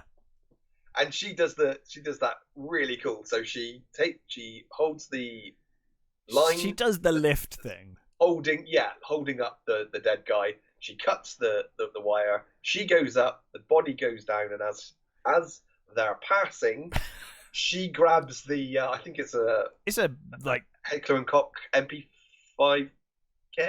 I don't know guns. It's a machine gun, a handheld. Yeah. Guns him down. And he does indeed go down screaming. And then you get the awesome shot of her sliding back down, breaking all the bulbs. Breaking all the lights on the way down. That shot. And it's so cool. I've thought about that. It's just like, how does that fucking work? Don't care. I have no idea, but it's fucking Don't awesome. care. It looks great. It's just cool. She gets to the car. Timothy's body is he's not dead at this point. He's still alive, I think. His body has enough power just to push on the pedal. And they drive off. And then the entire world explodes. I'm assuming all the cops and FBI die, right? Because their cars are what's raining down, I think. Well, because cars start raining down from this. This explosion is fucking huge.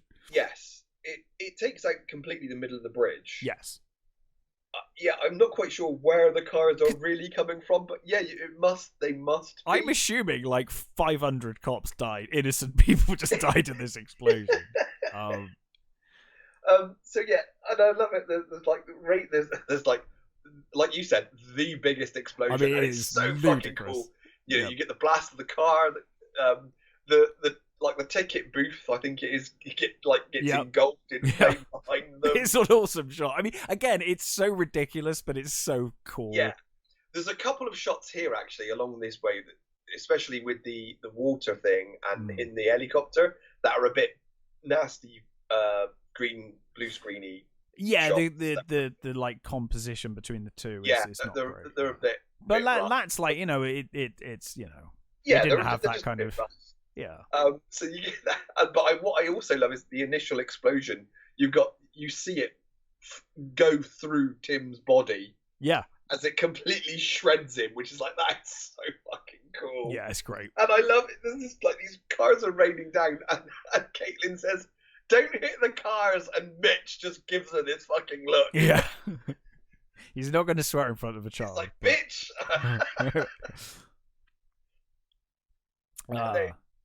Of course, they make it. They make it, but Mitch is dead. You pretty much. You should be. Well, she's like, "Don't die! Don't you die! You're not allowed to die. Don't remember you're rich." She's like, "Remember you're rich." We missed we forgot one of the really lovely bits. Actually, is just before she calls for help. She takes Caitlin out and she tells her to run. And and then she collapses. That is a wonderful shot. Caitlin runs and she collapses, and she says she's going to be right behind her. And Caitlin runs, and the girl the daughter stops and looks back and sees her collapsed on the floor, and she goes back and she's screaming at her, "You get up now, mummy! Don't you die!" And she's going, "Life is pain. You just get used to it." And she's hitting her, and her eyes blink, and she gets up. And I can't believe we forgot. No, that's a really lovely shot, actually. The trouble is, I think the reason I'm missing stuff is because there's so much action and stuff going on in these scenes. Yeah. It's like, you know, it's difficult to keep up with. But yeah, so you kind of get that, like, oh, Mitch is dead, but she's like, oh, you can't die. You're rich, remember? Yes, and he says there's a bit here which I think doesn't quite make sense, because he says to Caitlin, "You've got your mother's eyes. Don't let anybody else tell you different." And I don't know how Mitch learned of that, because he wasn't in the room when they mention the dad's eyes. I don't think. No. Had they taken him away when she said look into it? No, they had taken him away at that point, right? I'm pretty sure they've taken him away, but so there's a little bit of a thing there, but as far as I'm aware, I could be wrong. But maybe he just assumed that it was probably. But either way, it's a cute scene. She's like he's probably like, given your history, whoever the dad is probably a wrong one. So yeah. We'll just assume. Yeah. Yeah, and then we cut to I think is when we cut to the president calling Caitlin. Yeah. Calling Charlie. Sam. Charlie Sam. She's in like the almost Bonnie and Clyde car. Driving down the road with a Bonnie and Clyde kind of style. Yeah, it's good. I liked it. And he offers her a job, and he's like, it pays really well, and she's like, well, I'm a teacher, and that pays really well, and he's like, well, I'm working on it. That's the next term, you know. Yeah. That's my next election. And of course, she's got the case full of cash. Mm-hmm. And we then see is it fucking Mitch getting interviewed? Yeah, by Larry King. That's talking about the conspiracy, and she's like, "Oh, director of the FBI on here, and there's this guy on, and some random person." And the studio is Mitch. And it's the old, you know, it's kind of a tried and tested formula where he asked Charlie for a favor, and of course the favor is that his name gets out there, then his ex-wife and his kid see that he's a hero. He's on TV with Larry King, and he makes the joke about being frank and earnest. He's like, I'm always frank and earnest with women. In one city I'm frank, and in the other I'm earnest. I'm frank, and in Chicago I'm earnest. And he has this awkward laugh, and I love the reaction when he's like, oh god, I guess I have to laugh to that. Really awkward joke. And I love it. You cut to his wife and his ex-wife and his kid, like you're just staring at the screen with him on it. Yeah. And then I think you then cut back to Charlie and the family in this, like, what I'm guessing is like a new farm in the middle of nowhere sort of thing. Yeah, boyfriend's still alive. He's reappeared. Yes, she's there's like this cricket noise, and of course she takes the steak knife that she's eating with and kills it. It kills it's like the a cricket cicada or a cricket or something, isn't it? Yeah. Throws it into a cricket, tree stump, and then it ends. Yeah, it's a great movie. It's a brilliant movie. It's another one of those movies like Con Air and stuff that if it's on telly, yeah, I will just sit and watch it. And much like Con Air, it knows it's silly. It's just having fun, you know. Yeah. And you know, it is genuinely just a really fun action movie, with a great, strong female lead. Yep. You know, hey, they did exist before 2016. How about that? Yeah. And I think partially they didn't know how to fucking market it. Which is that, you know, and they the trailer for this, by the way, which I downloaded just now. I haven't watched the trailer in a while. I got it for the background of this video. Is it really bad? Yeah. Well, it's got voiceover guy, you know, and he's like, of course it has. Imagine if you didn't know your name. And all of that kind of is like, no, you should have had the Sam voiceover bit. Yeah, that would have been better than standard movie trailer guy, you know. In a world guy. Yeah, but it's cheesy, but yeah, I don't know.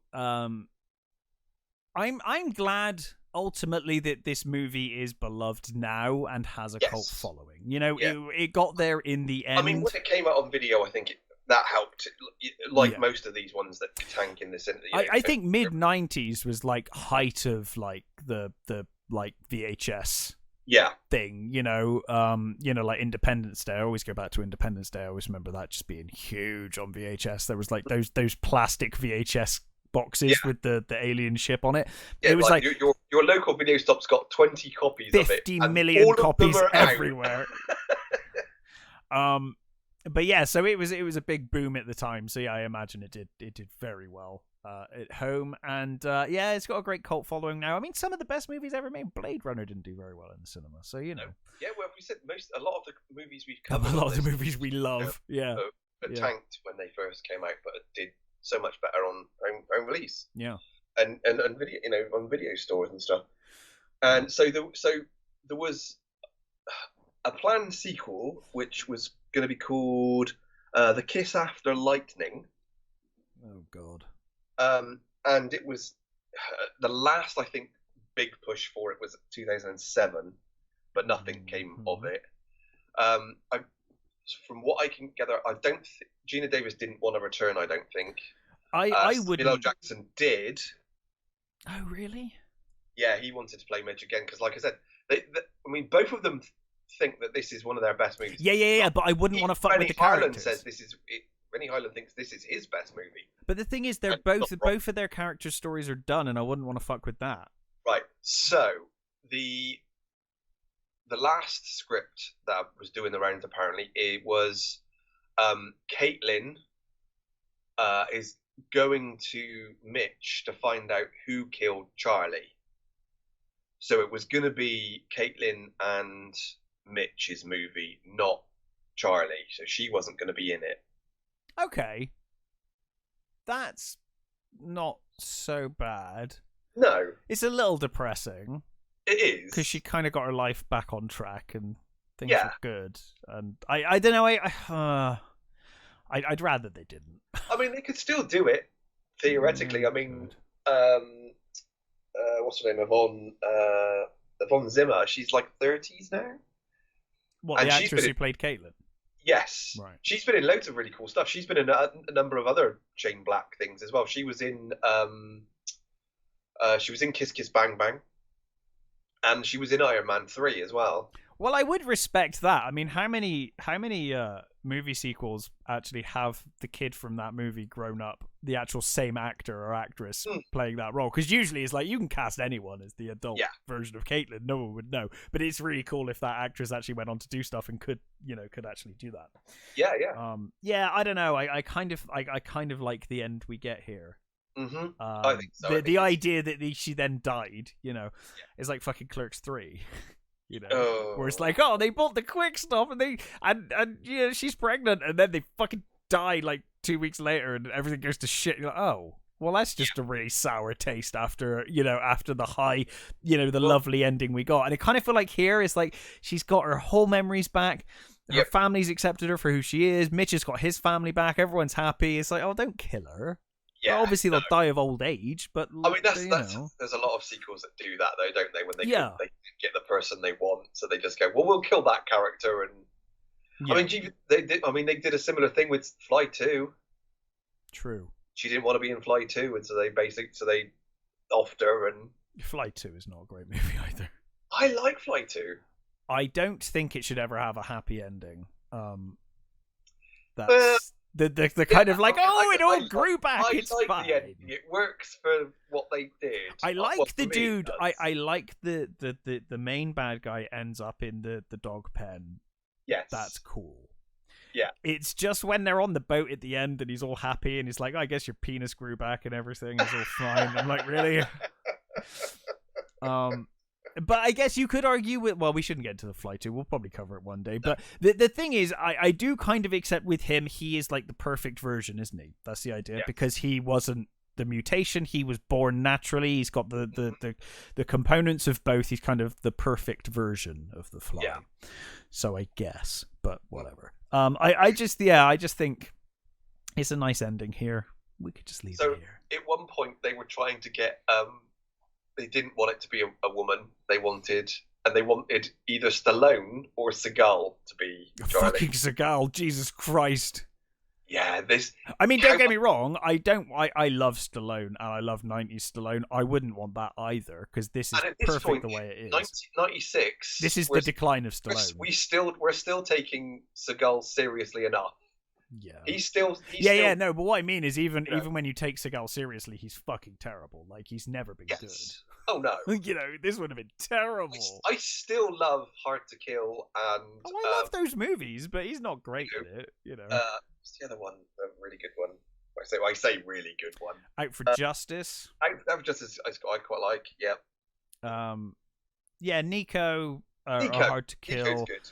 Out for Justice, obviously fucking Under Siege. Under Siege, yeah. But beyond that, yeah. when he starts doing his own movies, when it's like on Deadly Ground and shit, you're like, oh no, fuck this. Yeah, that's when it starts going wrong. I mean, I've said this. I think we said this last Christmas or the Christmas before. The Muppets saved fucking Michael Caine. Oh god, yeah, because he'd done like Jaws 4, he'd done all that shit, and then he did on Deadly Ground, and it's like, dude, your career is over at this point. That is a terrible movie. Your career from now on is terrible bit parts in terrible movies, like fucking Lon Chaney Jr. or something. That's totally. Kind of where it felt like it was going, didn't it? Absolutely. It feels like you're being pushed into that decline of like you're gonna end up in like. Well, even Canon's fucking not around anymore, so you couldn't even be in Canon movies at this point. Actually, they might have still been hanging on by this point, but it kind of feels like that. You're definitely in the Z tier. You're heading towards Z tier. I honestly, I don't think it would have made anywhere near as big an impact if it would have starred either of those. No, I think it would have just blended in with their other action movies. So it might still been good. I would have liked it. I think I would have enjoyed it. But it just nowhere near as cool as this movie. Mm-hmm. And I think it works well as well because Samuel Jackson is absolutely tremendous. But also Gina Davis, although she'd played, obviously you'd had Bonnie and Clyde. She'd done a few bits. Oh, sorry, fucking idiot. Thelma and Louise. You had she's done bits of action-y characters before. Yeah. This was a really cool twist on a lot of the characters you'd seen her play before. Yeah, it was her first full-on action role. And she does that switch so well. I guess, the year before we had Cutthroat Island. And that's I was thinking, like, she kind of skirted. She kind of had done, just the year before, really. But she's almost straight-up villain here, for a moment. Well, she certainly could have been. For a moment. You get about, I want to say, like, 15-20 minutes, where it's like, oh God. Yeah, she's not a nice person at all. She doesn't want anything to do with her daughter, and she's like a real piece of shit. And obviously, and clearly she was a wet works specialist. Yeah, so she's clearly she's done some awful things in the past. Yeah. So she's not a nice lady. No, but yeah, it's so good. It's the peak Shane Black. It's peak Samuel L. Jackson. Peak Gina Davis. Peak Renny Harlin. I don't think he's ever made a movie as good as this afterwards. It's a great movie, and it's sure, it's silly, it's over the top, and but it knows what it is. Yeah, and it's a tremendously fun, stupid explosions and brilliant dialogue. Yeah, it's a great movie. Yeah, I agree. I think it's a really fun movie, and well, this has been the first of our Christmas movies. Mm-hmm. Obviously we've got at least one more to go, probably two, but we will be back next week with our usual review fare. It is Godzilla -1 next week, but we'll be doing the show before I see it, so that'll be like, I guess, towards the end of the year. In fact, I wouldn't be surprised if I'm not covering -1 only if it makes my top 5, which is probably likely. Well, I've tried to avoid. So far I've avoided spoilers. I've avoided spoilers as much as I can. Yeah, but what I'm hearing so far, it's so annoying. The Americans and everybody else seems to have had it. They've all had it now, except for fucking us. It's done remarkably well. It's number 1 in the box office. I think it's the biggest opening for a live-action Japanese movie ever in America. Mm-hmm. And it's like the highest-grossing foreign film in America of the year so far. Yep. So it's doing really well. And obviously it did massive in Japan. So, I mean, regardless of what it does anywhere else in the world, mm-hmm. Japan's what really matters. Just like when American movies come out, they don't give a fuck about anywhere else. So, it did very well in Japan. So, but yeah. In any case... that was one of the things about this movie as well, actually. It did way better in Europe than it did in America. Yeah. And in Hong Kong and places like that, because those places actually have had more female protagonists that are like that, especially Hong Kong movies. Yeah, oh god, yeah. They've been doing female-led action movies since the 80s, so they were fine. Since earlier than that. Yeah. I mean, you got Snowblood and stuff like that going back, Yeah. So, yeah. The French in particular had already had, films. Yeah, I'm trying to think of the some ones. It's the Nikita. Nikita, yes. Yeah, so I knew it was a name. I was searching for the name. The person's name. Annoyingly, my brain just kept going Assassins. It's like, not fucking Assassins. That's the remake. My brain kept going Lolita, and I was like, I know it's similar to that, but it's not that, for fuck's sake. But yes, in any case, we will be back next week with our usual review fare. Gonna find some films to watch. And yes, thank you for listening, everybody. And we'll catch you next time.